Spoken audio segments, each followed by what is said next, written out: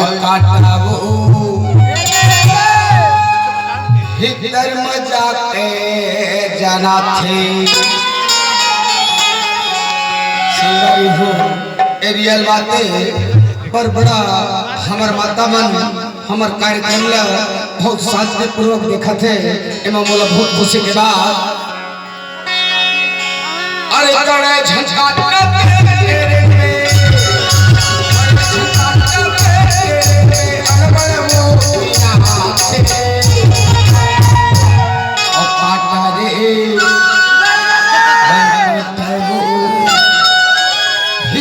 जाके जाना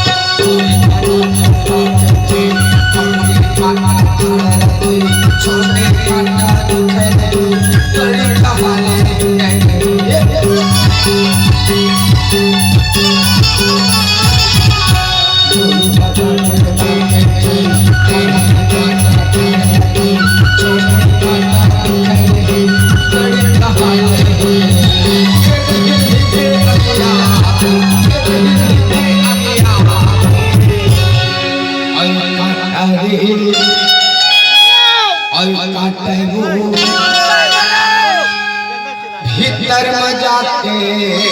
जला थे और काटा रे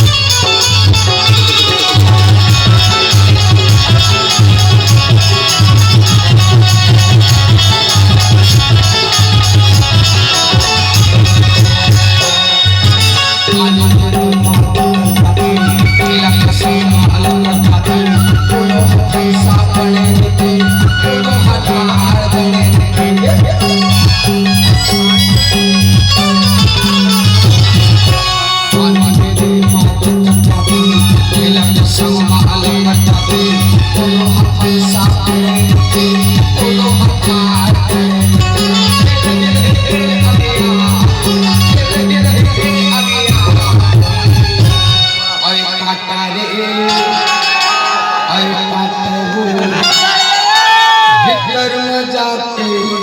जना थे आई काटा रे भीतर में जाके जना